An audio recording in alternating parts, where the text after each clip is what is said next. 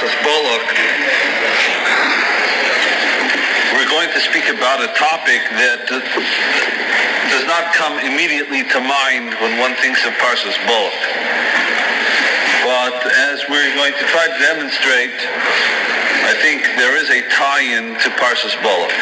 We're going to speak about the Chayrim of Rabbeinu Gershom against reading other people's mail.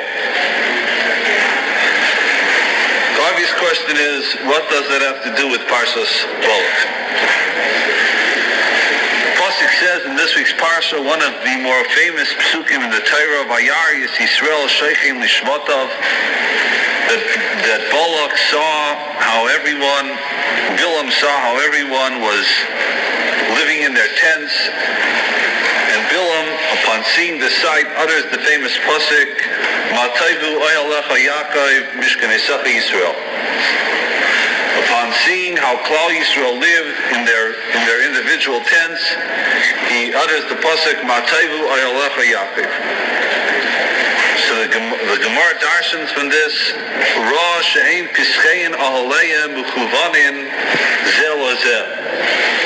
He saw how the doors of the tents did not open one into another. In other words, you could not see from your door into another person's tent.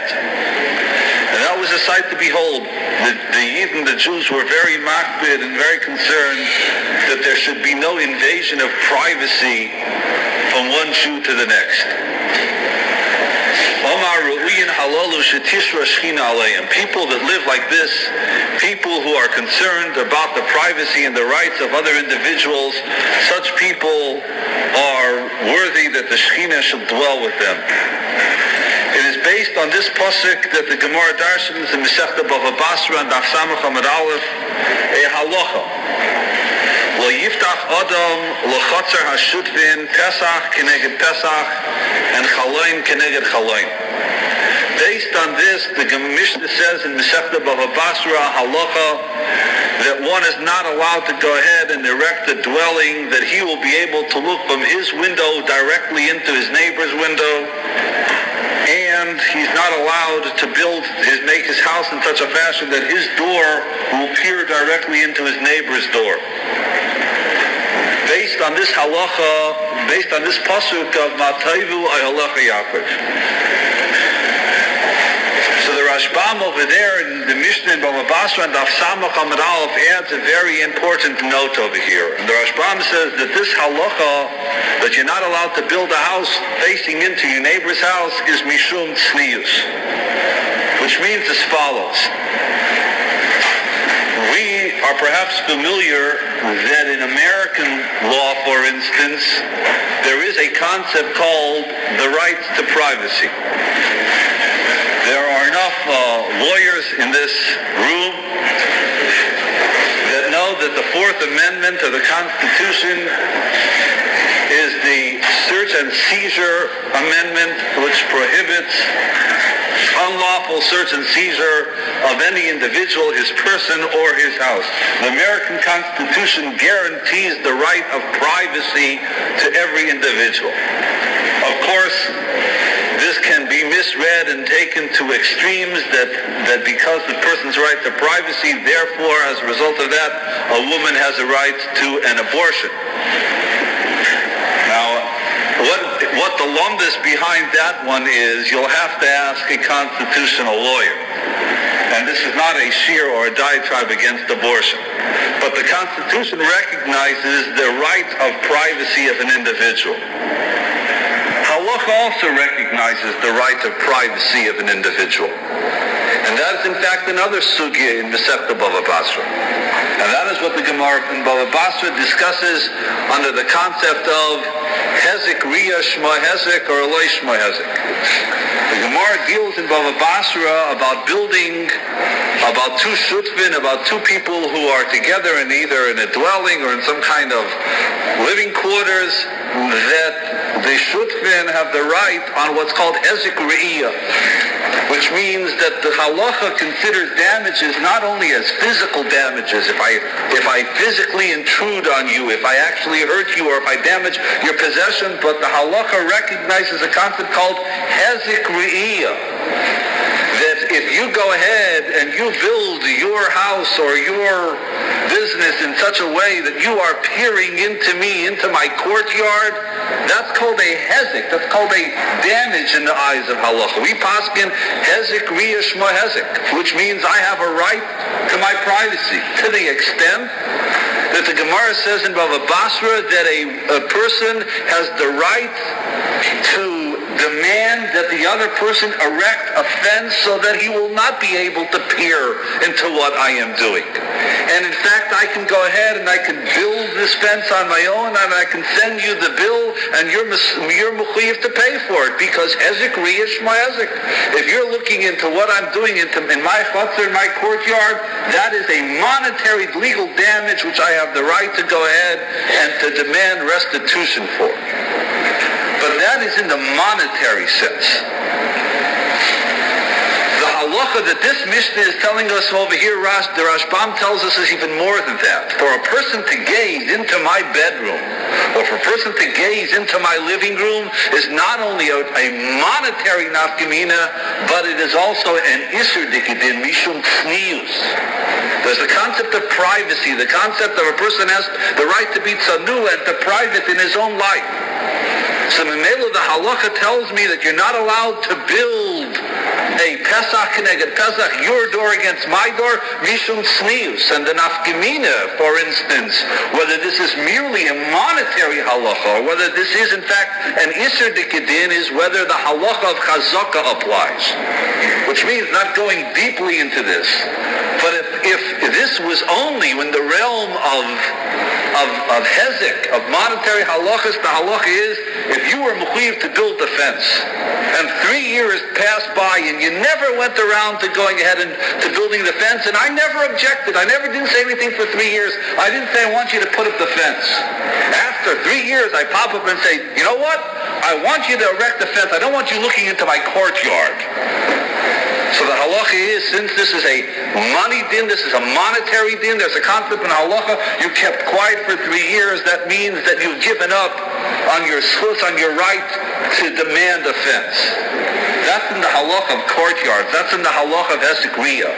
But in the halacha of Pesach keneged Pesach and chalaim keneged chalaim, when you're looking into my living room and to my bedroom, which is mishum tznius, that's an isur dikidin, and the halacha says there is no chazakas when it comes to isur. So we see precedence in halacha to the concept of I have a right to my privacy. There are in fact Rishonim that interpret the pasuk in the Torah and Parshas Kiseitze Kisasha Bereacha Masas Me'uma Loisofay El Beiso La'avait Avaitai. There is a halacha that if you owe me money, and I did not collect a mashkain, I did not collateralize the loan at the time of the loan. And now I wake up later and I say, I want you to give me some collateral for the money that I lent you. So I go to your doorstep and I ring your doorbell and I say, I want my collateral. So the pasuk says you are not allowed to enter the guy's home and to look around and say, that's a nice piece of art there on the wall. I want to take that for my collateral. You're not allowed to enter his home. Bachutz tamad. You have to stay outside. What's behind that halacha? You're not allowed to enter the person's home and to demand a collateral. Privacy. You have no right to come into my home. So we see the concept of hezek riyah, which says I have the right that you should be peering into my business.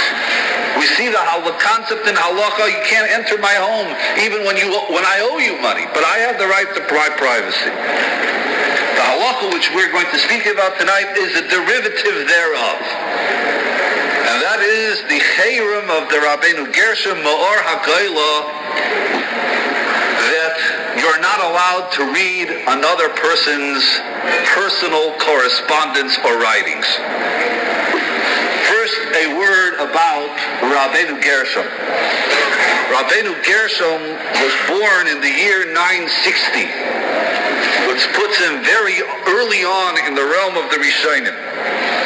So Rabbeinu Gershom was the Rosh Kehila of the city of Magensa, and he instituted and was geyser a number of takanais and gzeirais and charamim to improve Jewish Jewish life.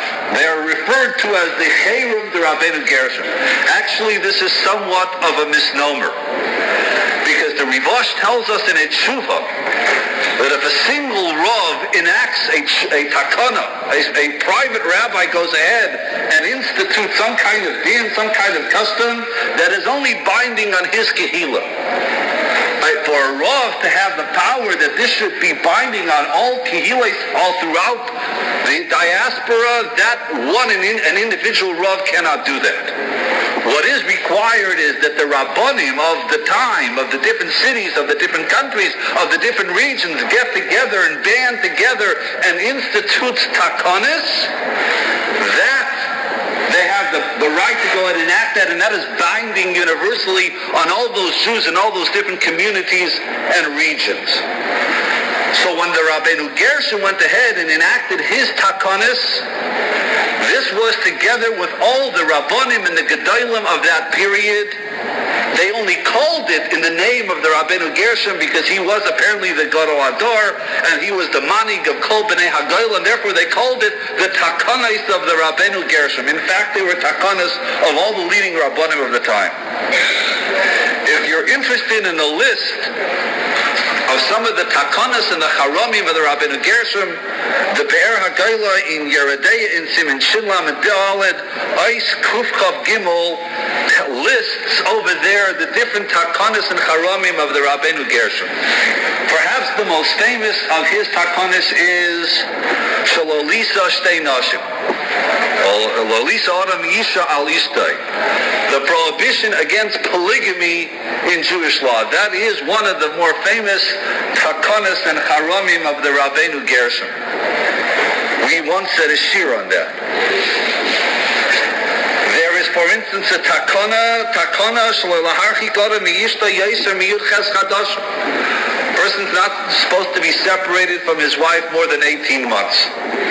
Apparently in those days, I assume this is conjecture on my part, people went ahead, they were merchants. It's not like you took a plane today and you went to the other side of the world. Sometimes you were away for months at a time. Rabbeinu Gershom said 18 months is the limit. One of the takonas that Rabbeinu Gershom has is over there is Shalol Levayish Baalei Tshuva. Not to embarrass Baalei Tshuva. And again, this is conjecture on my part, but I think that what this is probably referring to is that there were different periods in Jewish life when, for instance, the most famous being, of course, this is after the Rabbeinu Gershom, but the Spanish Inquisition, when they forcibly made people to convert. So there were a lot of people, we of course hear the stories of the people that didn't convert. But there were a lot of people that went ahead and they converted. So a person can go ahead and convert to Catholicism, and then the government changed, and there's no more Gzeir anymore, and the guy shows up in shul the next day and says, I want an Aliyah. Yesterday he was in the Catholic Church, and today he wants an Aliyah.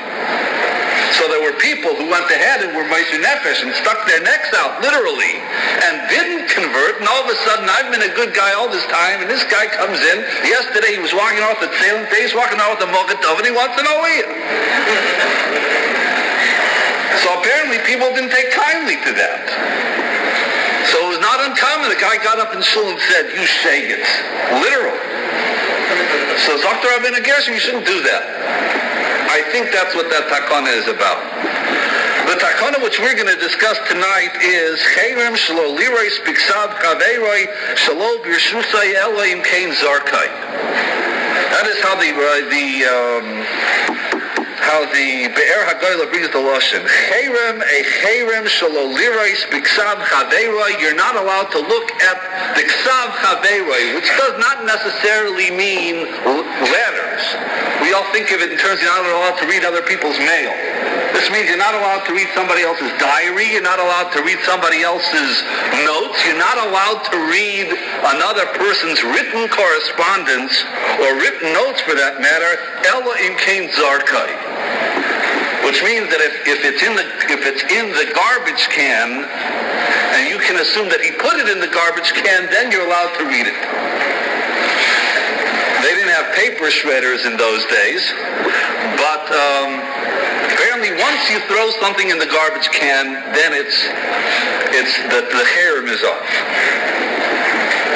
Now, for instance, this is interesting to note, that people, when they used to send letters and send correspondence, they used to put it on the back of it, I guess, or on the front of it, the words, the Rashi Tevis, Tagin de Rabbeinu Gershom. Tagin, Pei Gimel Yud Nun de Rabbeinu Gershom. Well, what is that supposed to mean? That is Rashi Tevis for Tairetz Geder Yishochenu Nachash. Which means that I'm fully aware of the takana of the Rabbeinu Gershom, and you know what the punishment for violating a takana is. Toretz Geter, the one who goes through the geter, the fence, who violates the takana, Yishochenu Nachash, should be bitten by a snake.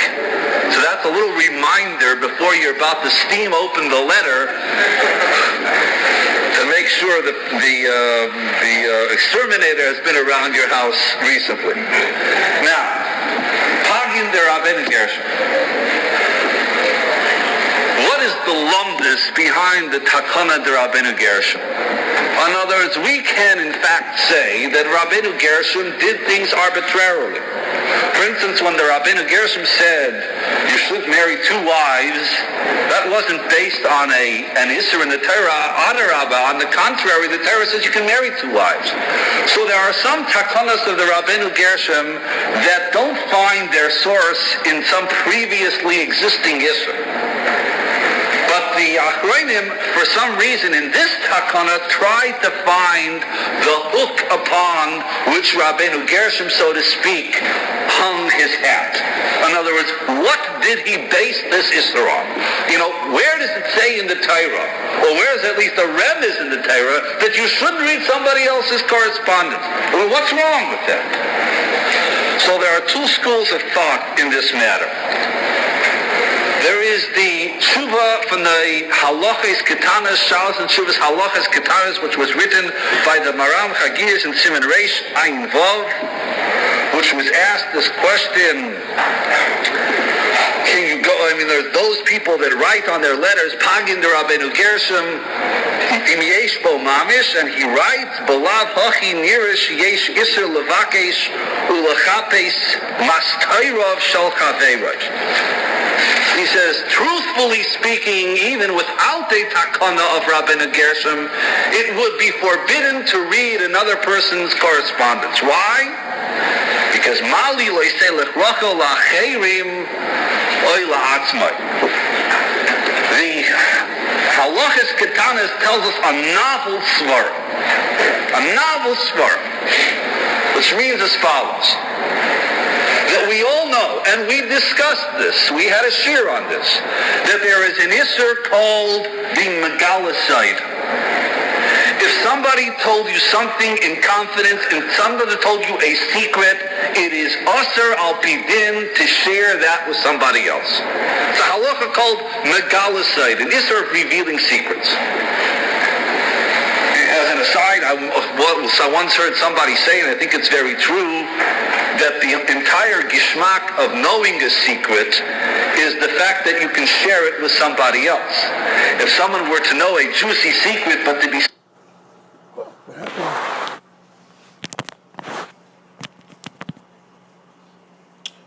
Ew. Shh.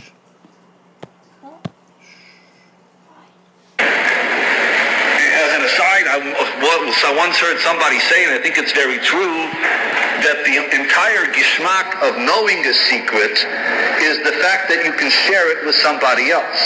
If someone were to know a juicy secret, but to be said, and that's a me'ein abizrayu, it's a facsimile of the halachas of rechilus.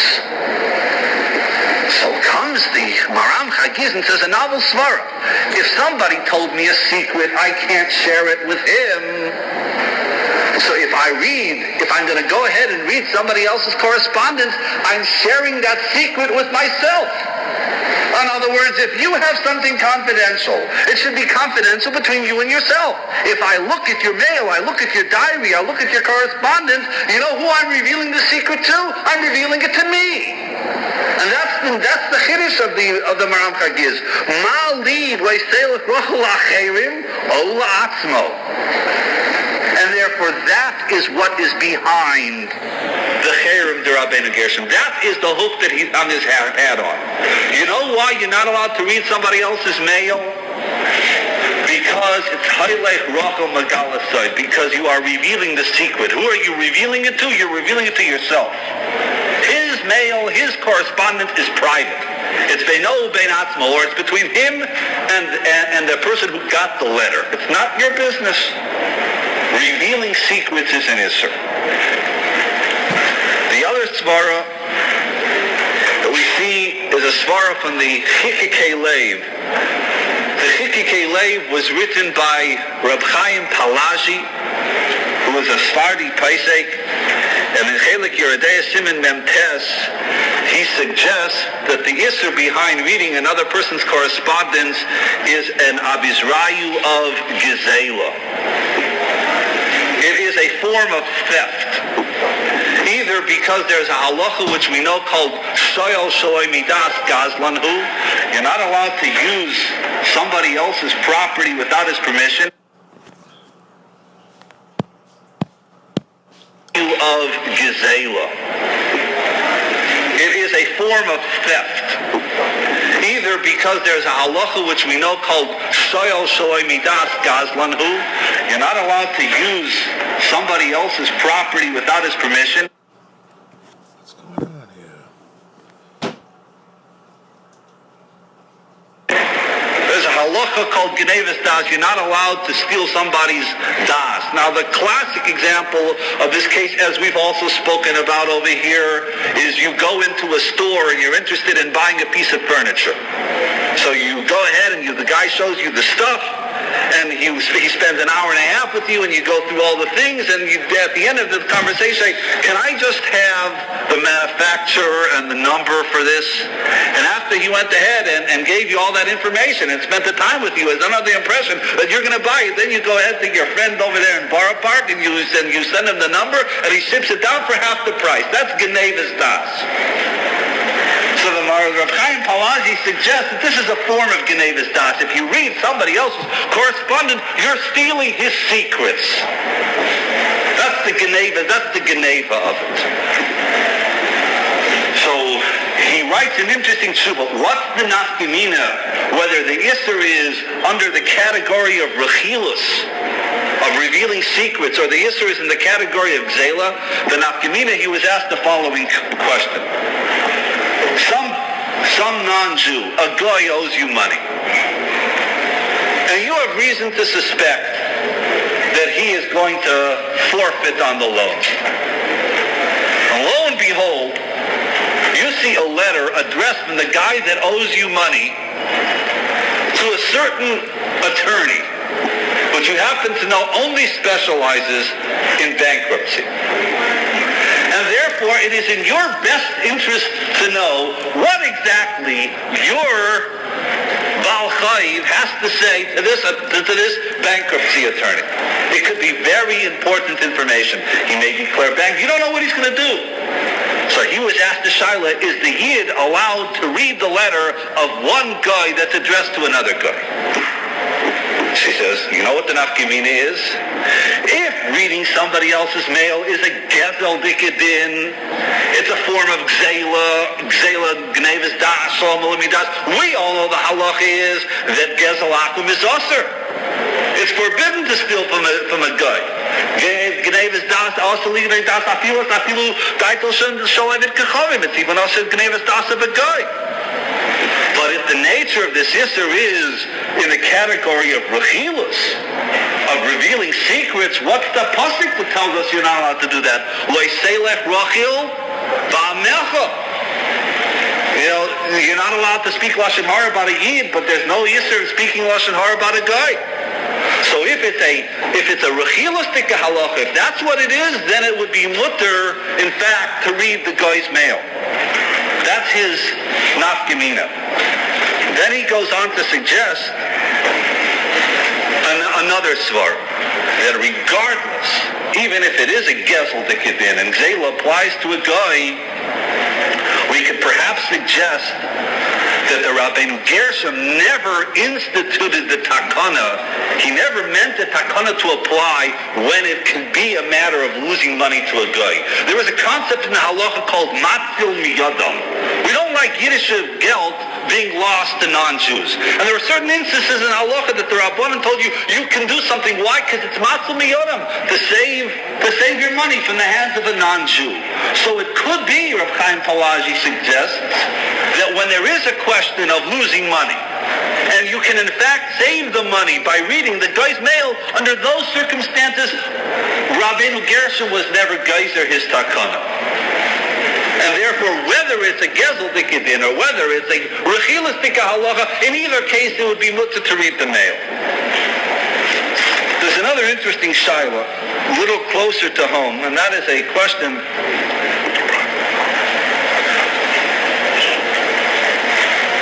that was discussed in a Torah journal called Shmaitin.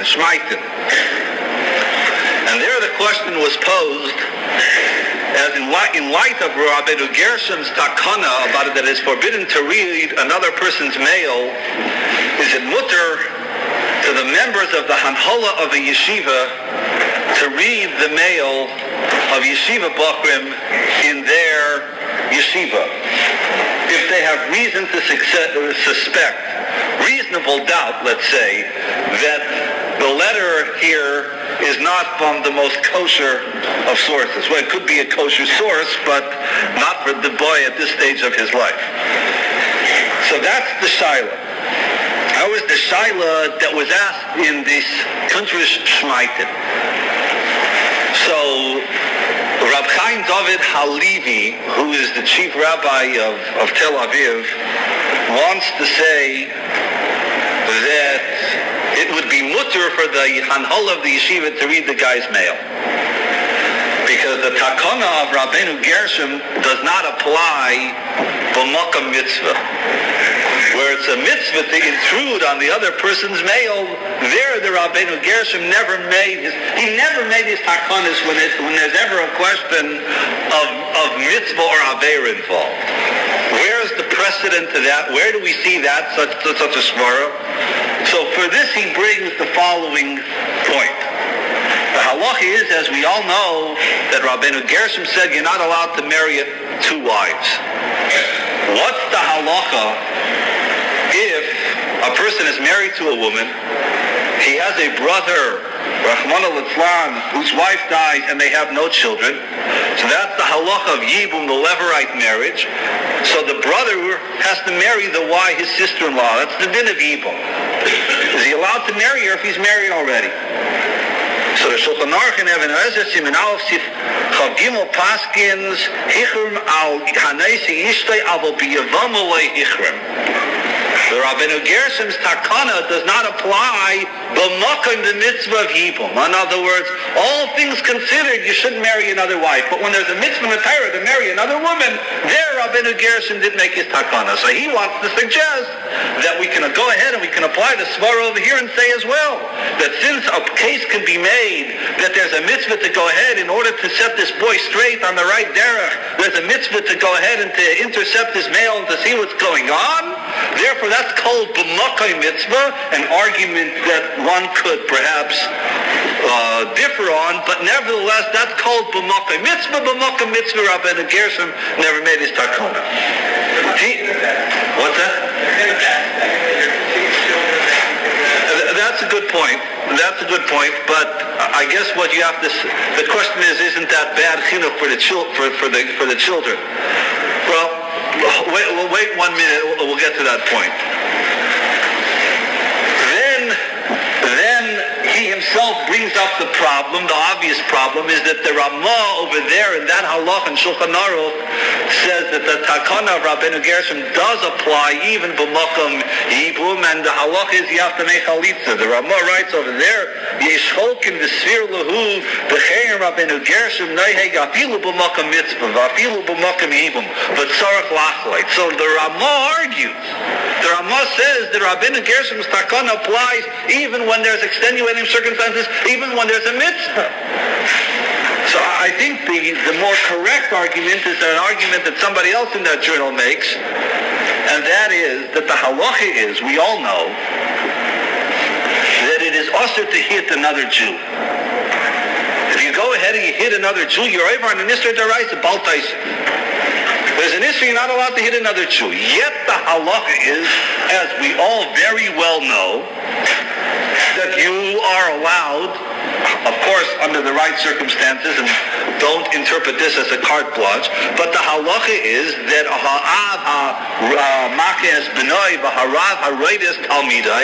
that a rebbe who hits his talmid, or the father who hits his child, is in fact doing a mitzvah. How do you reconcile that? The Torah says it's also to hit somebody, yet the halacha is that when the situation is demanded, age appropriate, etc., you're allowed to hit your talmid, or you're allowed to hit your child.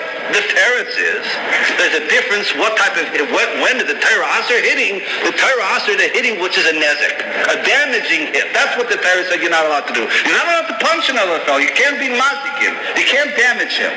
But when the hitting is in itself chinuch and appropriate to guide the child, that's not the hitting that the Torah asked.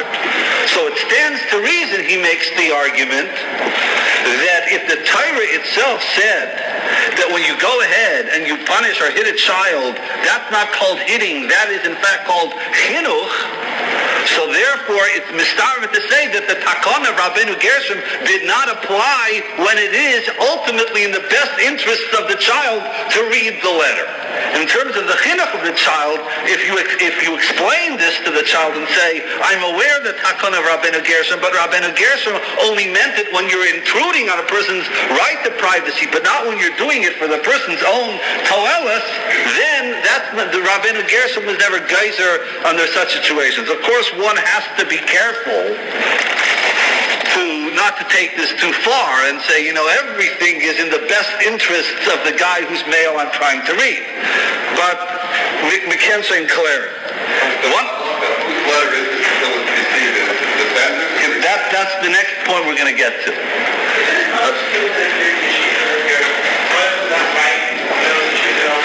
You ever try telling that to a bacher? I don't know if that's understood. The question was, is a bacher not Michael his right when he enters a yeshiva to having somebody pry into his mail? I don't know. Not so pashut. Certainly not in the United States of America circa 1990. The last shiloh we're going to deal with is an interesting shiloh, which is, I think, a tremendous chiddush. And that is another shiloh that was cleared by the halachas ketanas, and that is the following: Hamotzi igeres psucha b'shuk, because of Allah pagndar in igershim imuter lekreisa v'imchayev lahachzir. You see a letter, postmarked New York City, addressed to somebody in Baltimore, Maryland.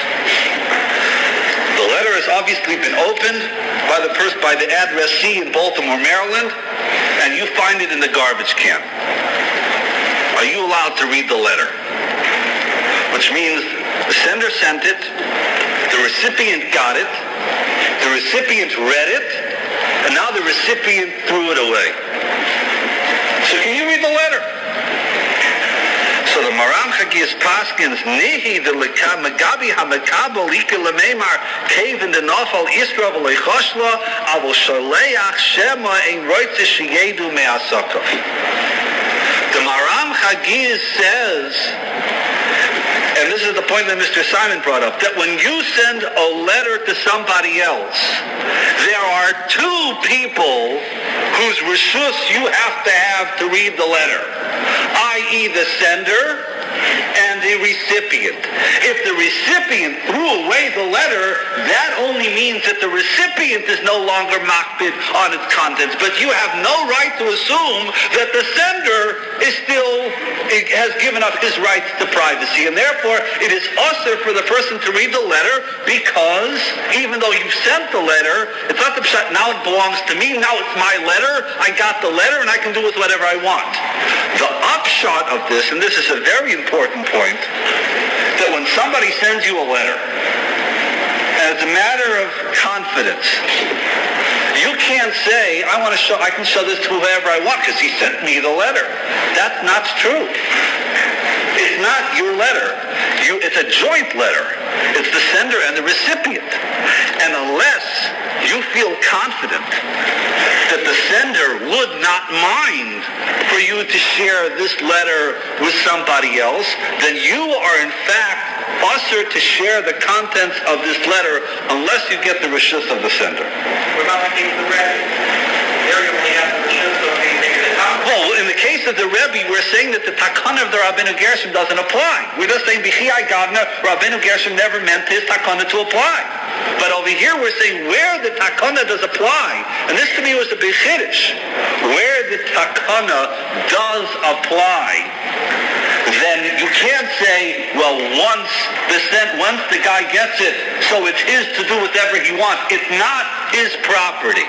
And if it can be assumed that the sender still wants the confidence, you're not allowed to show it to anybody else, or if you find it, you're not allowed to read it. That which we mentioned in the original nusach of the takana, Ella in Kein Zarkle, that unless he threw it out, you're allowed to read it. That means when the sender threw it out or discarded it while it was still in his possession, that's a declaration that I'm no longer makbid on it. But when I send it to you, you are under the obligation not to share the confidence unless you can assume that he doesn't mind. But if it's I mean, just because it's maybe the correct recipient, maybe they say that the sender, he wants for you to see the letter before the recipient got it. What's that? If the instant Rishon like the first Cuban that you gave, right? Is that how we say it's also even without the Takana Rabbeinu Gershom? That's correct. Already open the letter. Well, because you see, I think that what the Maram Kagiz is saying is, I think he's just saying that there would exist Azaz Svara, but that it should be usher because of that. I don't know if that's true. You know, I think like it's a me'ain that. Just like it's not emes shel shlomidas, and you need a Rabbeinu Gershom to say it has the halacha shel shlomidas. You need the halacha Rabbeinu Gershom to tell you that it has the halacha of revealing the secret. If it would be Lashon Hara in the letter, and nobody had read it yet, it's Lashon Hara until somebody reads it. Well, you know, if a tree falls in a forest and no one hears it, is it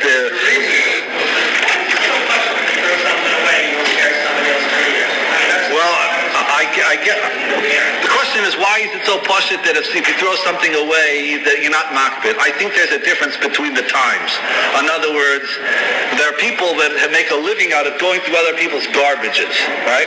So that doesn't exist today. And today, you put something in the garbage, you don't mean that it's hefker. Apparently, in the times of Rabbeinu Gershom, it was common that if you wanted something hidden, you destroyed it.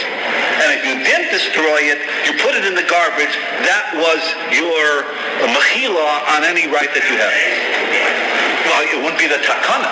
I mean, the takana as stated is in loisarka ba'ashba.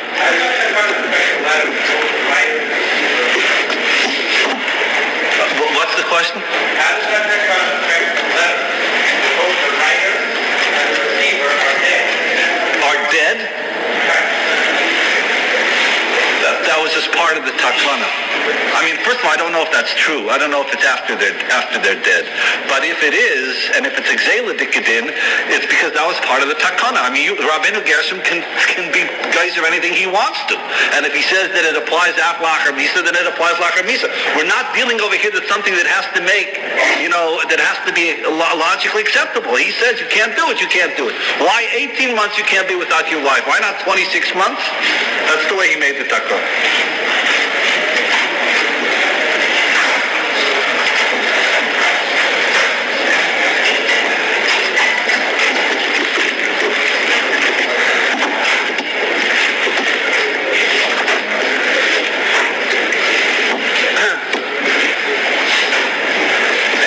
Writes in Perek Yud Aleph in Hilchos Malachim, HaMelech HaMashiach Osid Lamoid Lahachzir Malchus David Liyoshna.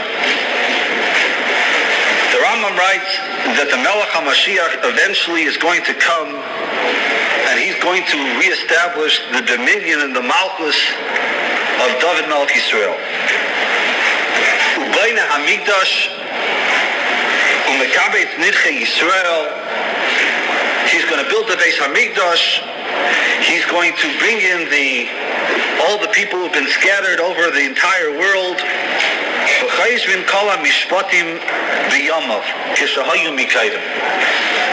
And he's going to bring back the old days.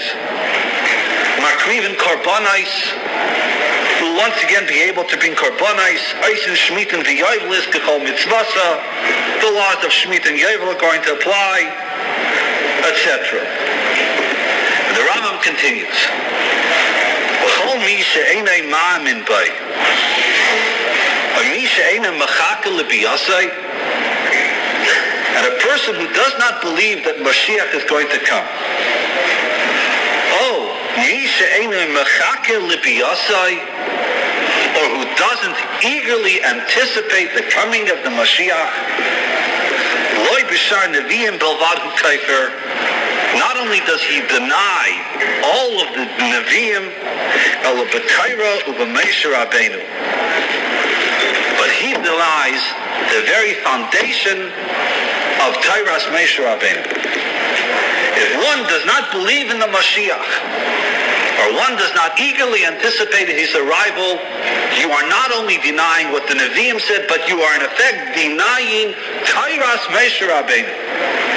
We throw around the term kaifer and apikairis very freely today. But if a person does not believe in Mashiach, he is indeed a bona fide halachic kaifer. Zok der Rambam, Shaharei ha-Torah hi'ida olaf. Because it says in the Torah itself that Mashiach is going to come. Shenemar v'shav Hashem Elokecha eshabuscha v'richamecha. The Rebbeinu Shalom is going to go ahead and he's going to take you back. V'shav ki nikibetzcha mihi nidachacha b'ktei hashamayim misham ikabetzcha Hashem Elokecha. So the Rambam writes in Hilchos Malachim that as a Jew we have an obligation to believe that Mashiach is going to come. And the Rambam adds, and one has to wait and eagerly anticipate that arrival. So I saw an interesting ha'ara from Rav Bergman in his new Sefer. Where does it say that in the Torah? Who states in the Torah that you have to be machakya l'bias HaMashiach? It doesn't say that in the Torah, apparently. It says he's going to come. But I can wait. I don't care. Heinz, Morgan, doesn't make a difference. Where does it say in the Torah? You've got to really want and expect the Mashiach to come. The Rambam continues. Af b'parshas Bilam ne'amar. That even in the parsha from Bilam, this week's Sedra, it talks about Mashiach. B'shon niba b'shnei ha-Mashiachim. Bilam referred to the two Messiahs. The Mashiach HaRishon, the first Mashiach, Shehu David Shehevishiyas Yisrael Miyad Sareim, the first Mashiach, the first anointed one, David HaMelech, Mashiach HaAchrein, She'oimid Mibonav Shemeshias Yisrael. Bilam talks about David, and Bilam talks about the Melech HaMashiach. V'sham hu oimer erenu v'loy ata. When Bilam says in this week's pasuk, erenu, I will see him, v'loy ata, but not now, zeh David. Ashurenu v'lo karov, I will see him, but not immediately, zeh Melech HaMashiach. If you look in Rashi, in Hosea, on a pasuk in Hosea, Rashi tells us what the pasuk means, v'loy karov. What does that word Ashurenu mean? So Rashi in Hosea says that the translation of the word Ashurenu in Hebrew means like peering as one peers when one is about to ambush somebody. That's what the word Ashurenu means. To look, to peer, to gaze.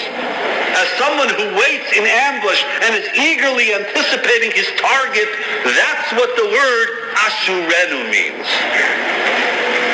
So when Bilam uses the pasuk, Ashurenu v'lo karov, that I will peer, I will look, trying to discover, to see in the far, the Mashiach. That is where the Rambam gets that it is not only a chiyuv to believe that Mashiach is coming, but to be mechakya and to wait with bated breath till Mashiach comes. This is what we see from Parshas Bilam. The Gemara tells us in Masechta Shabbos that b'shor shemachnisin odom ledin, that lo achar mea ve'esrim, when we go up to Shamayim, question number 1, hakavata itim l'Torah. Did you learn every day? Did you set aside a time every day to sit and learn? Question number 1. And Baruch Hashem, this is a kehila that can say to that question, yes, we're kaveyitim l'Torah. Everybody here, some a little more, some a little less. Everybody, you're here tonight to kaveyitim l'Torah. By most of us, it's 7 nights a week. The second question is, nosasa v'nosata ve'emuna. Were you erlich in your business? Did you deal honestly? And that is something that we all try to do. We talk about it, we hear about it.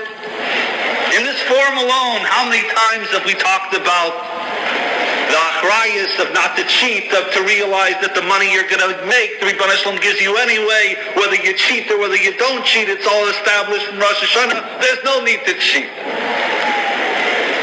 We're going to be able to answer that question. The third question is,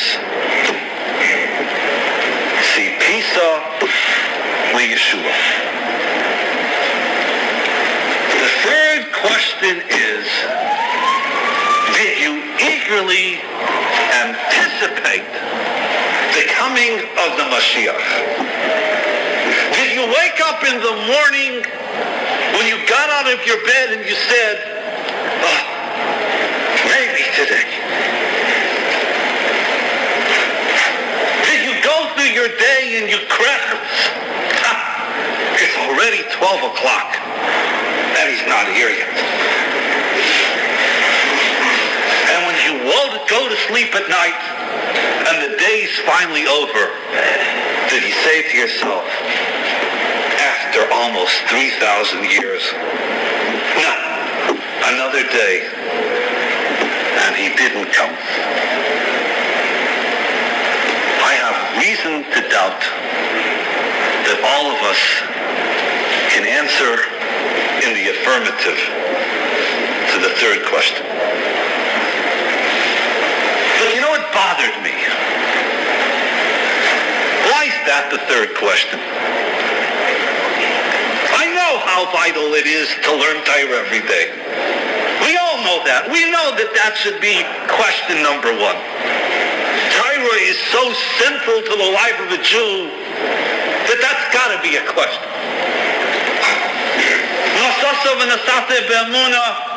You have to be MS. MS. That's got to be a question there also.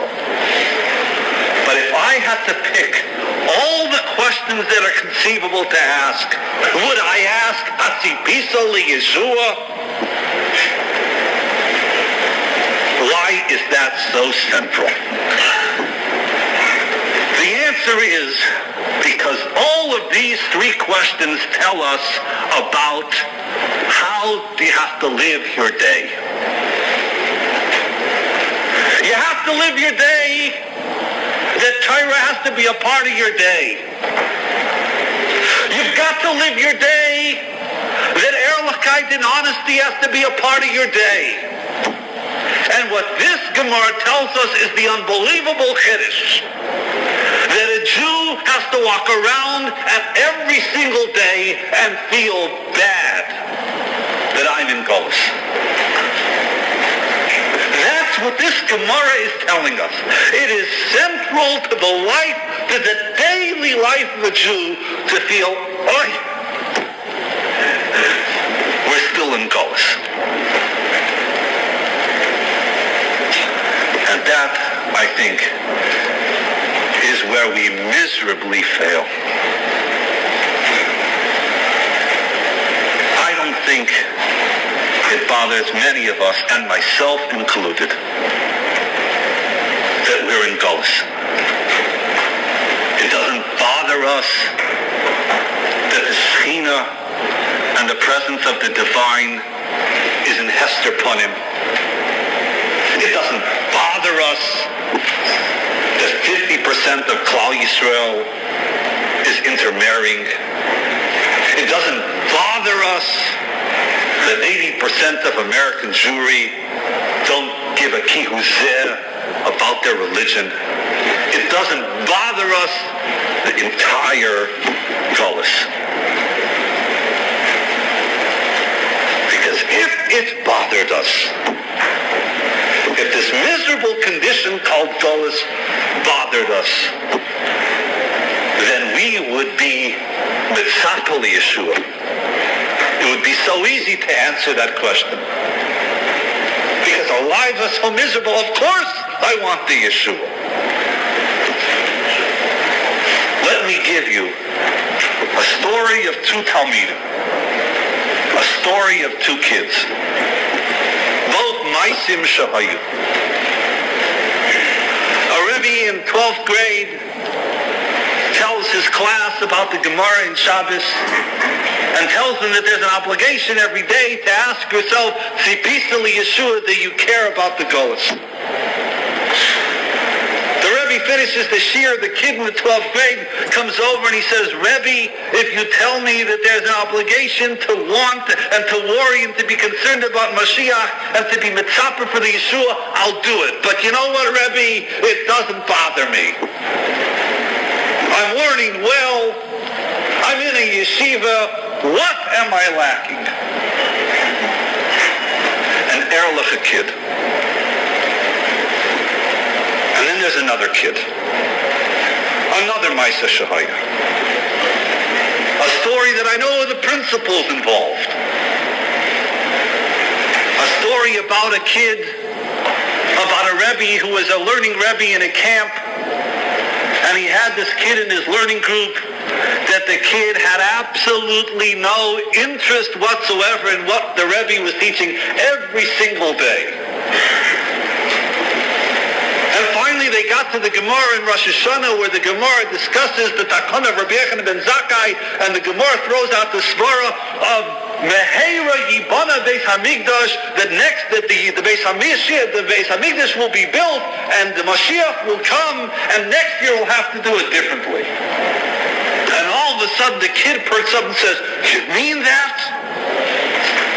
You mean the Gemara Taka says that the Beis Hamikdash is going to be built and Mashiach is going to come? Is that true? And the Rebbe's astounded. He says, yeah, that's true. And he goes to the camp director. He says, I don't know what happened. All of a sudden, I hit the nerve. And the kid woke up. And he said, yeah, you know why? that kid has no parents. And that kid wants Mashiach. Because Mashiach to that kid means Tchias HaMesim. And that's why he wants Mashiach. And that's the difference between the first kid and the second kid. And that's the difference between all of us and that other kid. Because our lives are comfortable and we're living in a wonderful country and we're learning Torah and we're keeping the mitzvahs and everything is fine. Our lives are not incomplete at all. What could be better? So who needs Mashiach? It's a myth. It's lip service. But if our lives were chasser, if we really missed a Beis Hamikdash, if we only knew what a Pesach was really supposed to be like, that a Pesach was more than just good meals and matzah balls and gefilte fish. If we knew what a Yom Kippur was really like when the Lashon of Zahiris turned white, if we knew and we only had an inkling of what it means that the Shekhinah should be begoli and the Shekhinah shouldn't be be'ester, oh, would we want Mashiach.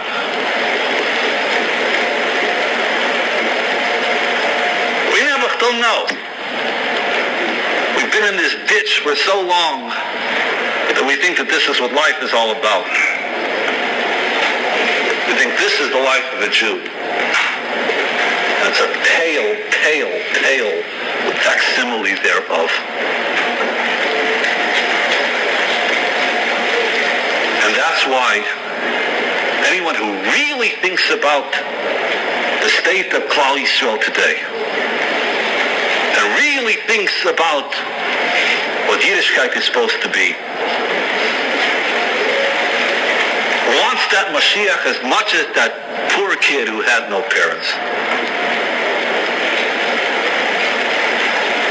And that, Rabbi Sai, is what the 3 weeks is all about. The 3 weeks is more than just not having chasanis, and it's more than just not listening to music, and it's more than thus you have the luxury not to shave. It is mourning about the miserable state of Klal Yisrael in Golus, culminating in that saddest of saddest days called Tisha B'Av, which for me is the most difficult yontif, an occasion of the year to observe. Because I know I'm supposed to feel miserable. I know I'm supposed to cry all day. And all I'm concerned about is when the fast is over.